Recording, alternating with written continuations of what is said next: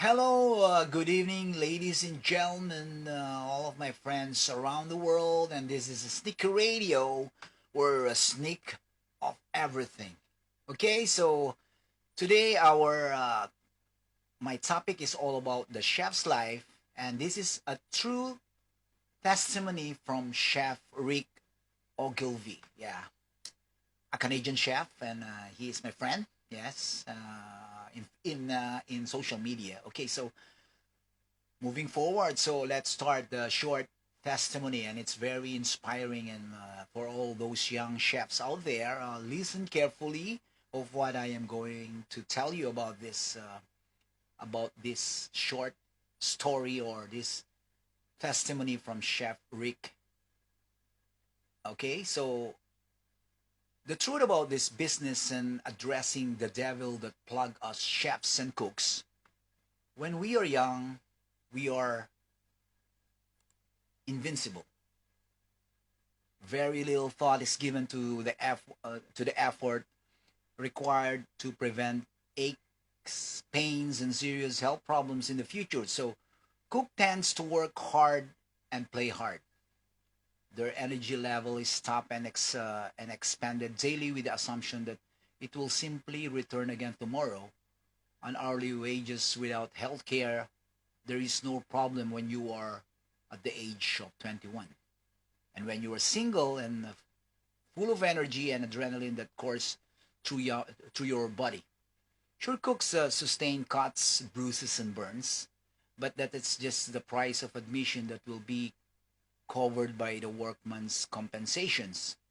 Stitch me up, slap on some burns cream, give me a tetanus shot, and I am good as gold. That was when we are still young. I'm working 70 hours this week. Bring on the overtime. Sounds great when you are young. No time for family, missing another important events, no time for that night out with your friends. Oh well, that's the job. There there will always be another opportunity. When others point to this not being normal, we just shrug our shoulders and say, "You just don't understand the work that I'm doing." Okay, so the devils that plugs cooks is hidden for a quite sometimes, but the effects of his or her presence are cumulative and progressively they got worse. We found ourselves at the ripe old age of 35 or maybe 40 saying, well, this is a young person's game. It is really no place for someone's getting on in age. When we see a professional cooks or even chefs as they edge into their late 40s and early 50s, we scratch our heads in wonder. I don't know how he or she does it. As you move on from your invincible 20 to your 30s and beyond, things begin to change. We lose a few steps. Our body doesn't move quite as fast. We wake up with the aching back from bending and standing all day. Those headaches are worse and more frequently. Your hand cramps up frequently and your feet. Let's not even go there. The cuts aren't as frequent, nor are the burns. At least we don't feel them as much. But your hands look like 40 years old grapevines, certainly not worthy of a photo shoots for a hand magazine. You're 35 and your face still breaks out because of all the oils in the air, and the hair is starting to thin out on the top. Your trim six pack abdomen is moving in different directions. Teeth are in needs of dental attentions, and you just feel tired all the times. What happened? The devil's silent is now front and center in your life, and he insists on finding new ways every day to make his presence known. Your family and friends have given up, and you are no longer even bother expecting you to attend those events or show up for dinners or drink to celebrate your bond with them. You really want to go to chiropractors but without adequate healthcare. That would mean $50 out of your pocket. So just grin and bear the pain. So now that you just don't feel right and can seems to figure out why, a trip to a doctor's for the complete physical would make sense. But again, the cost you tried dating many times, but always wounds up disappointing the other person with a schedule conflict or simply being too tired to join in. Okay, moving forward. So here are you, an accomplished chefs or chefs for sure, but at what cost? How did you allow this happen and what is the solution? Now, it's the time to find another line of work. After all, this is a young person's game. The restaurant industry is constantly losing the best and most accomplished people, and it's everyone's fault. It's a fault of the business for not recognizing what employees need. And it's the fault of the individual not defining priorities that will not impact his or his life for decades. More often than not, the best kitchen, the people find themselves on the hunt for a change that suddenly becomes more important than their passion for food. So, how do we address this issue and what are the solutions? The first one is healthcare.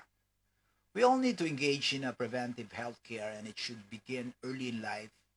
Your physicals and preventive measures that protect those bones, muscles, and internal organs are the first steps.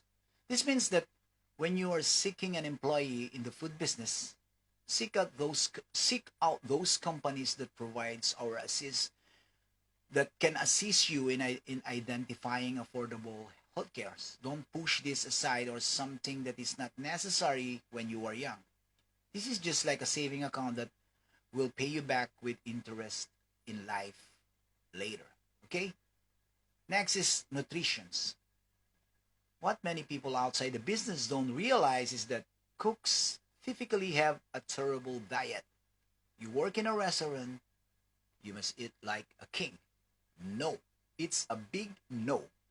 A plate of cold spaghetti eaten while standing up, hanging over a garbage can to catch the scraps, or maybe red beans and rice, or a plate of scrambled eggs, wolfed down in 5 minutes and back to work. So this is the meal for many cooks. We drink loads of coffee, never enough water, too much soda and energy drink, grab a handful cookies from a bakery and stand ready for the onslaught of orders that will tick off the POS printer in a few minutes. We kick back a few beers with the team after work, hit the bed way too late and wake up in a few cups of coffee and maybe stale donuts on the way back to work. No wonder our body starts to push back. Cooks and chefs need to find time to practice what they know is right. A balanced diet, less fried foods, fewer empty calories, more vegetables and fruits, and portions that are reasonable. Cooks and chefs need to sit down, relax a bit, and allow your body to adequately digest this food and convert into a fuel so that it keeps the body working peak during the performance. Even if the meal is only 15 minutes, we need to dedicate the time to eat well. Okay? Next one is clearing your head. Unless you have done it, you just don't know the mind of a cook or chef is filled with lots of deadlines, second guessing, and abnormal stressors that seems to always be present. We have a tough time shutting it off and moving on without an opportunity to clear your heads. Those stressors get more and more intense and complicated and simply wear you down. We all have a different way of clearing our heads, but whatever works for you. Make sure that the time is made available: a walk, swim, bike ride, listening to music, yoga, reading, whatever make you time available. Otherwise, you are headed into the some dangerous territories. So please clear your heads. Okay, next is exercise. I found out how beneficial this is way too late in life, but now that I have my exercise routine in my solace, my happy place and the part of my checklist that allow everything else to happen. When I can check off my daily exercise, then my day loses directions and I feel it deeply. Cooks and chefs need to make the time for that 20 to 30 minutes of a daily exercise, no matter what it is: walking, running, racquetball, tennis, shooting hoops, swimming, weightlifting. It all helps immensely. Do it. Take care of yourself. Next one is create time for balance. Those missed family events, lost opportunities to connect with friends, or discard opportunities to start working on a relationship will catch up with you at some point, and then it will much more difficult to correct your inaction. The job is important and the restaurant demands are always in the state of flux, but your quality of life in the long run is more far important. The opportunities have never been better for cooks and chefs to find a restaurant or company willing to do the right thing with employees and pay attention to those physical, mental, and emotional needs. Seek those employers out. It's important when an employer helps you to find the opportunity to serve the operations and your well-being, then he or she is a real keeper. Next one is address a sense of purpose. Finally, maybe even more than even before, those are considering a career in food or are also seeking to find place where they can feel whole, where what they do seems to really matters and where they can feel good about making a difference, whatever your stakes in the ground might be. Try to find employers that align with this. If you wake up in the morning, look up in the mirror and say, what am I doing this for? Then it's the time to think about new directions. We all need a purpose if we are to keep the devils at the bay. So this is a true testimonial from a sailor chef. He's working in rigs or some cruise ships. So be well, my brothers and sisters of the knife. Okay, what he say, what is he was talking all about this are all true, and it's really happened. Okay, so it's not easy to be a sailor chef or something like you are working in oil rigs or something uh, on the cruise ships. Yeah, basically he is a sailor, and yeah, Chef Rick. He's a Canadian guy. Yes, and he shared his thoughts, this testimonial for us or for all those who read or listen to my short story about the chef's life. Yes, it's real true. If you are on this field, or if you are on this type of job as a chef or a cook, or as a culinarian, or you are working in the kitchen or in the F&B, during those red dates in the calendars or during those holidays, those are the times that we are busy. We are busy as hell. All right? Like during the Christmas, during Ramadan, during all of the holidays in the calendars, yeah, Easter Sundays and etc. etc. Those are the busiest days for us. So we don't have a time to make a reunion with family. Yes, it's true, and if you will having an off day during those days, it's like you are nonsense. You are nothing in the kitchen. If you take the holidays during those red dates on the calendar and during the peak and the busy hour, you're nothing. Your colleague will going just to look down on you, step down on you, and it's not and it's not good because you need to be there during the busy days, during the busy hours. That's why there is always an annual leave that you need to organize your leaves and everything. So you for us hoteliers or chefs or F&B staffs, we cannot take our leaves during those busy and peak hours or peak months. So we are taking it during the slow season. That is the life in the food and beverage. Yes, and yes. So yeah, this one is a very inspiring testimony.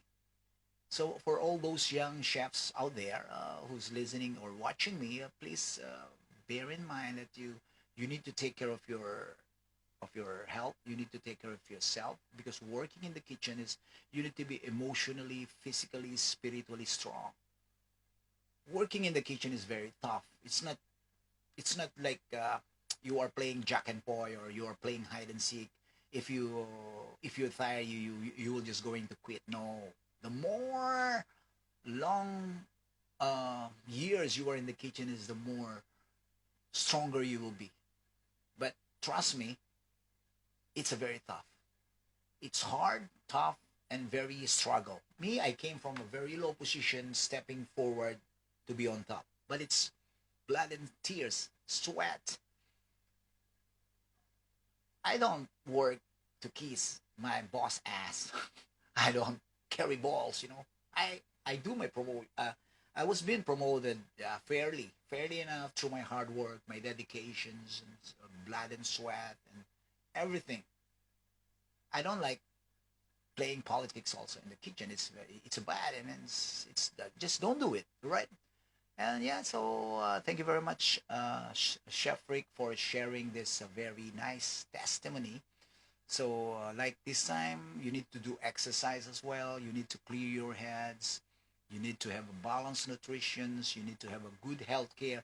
Health care is very important because when we grow old, all of the sickness are coming out of the body. All the abuses that we made during our younger days will all come out.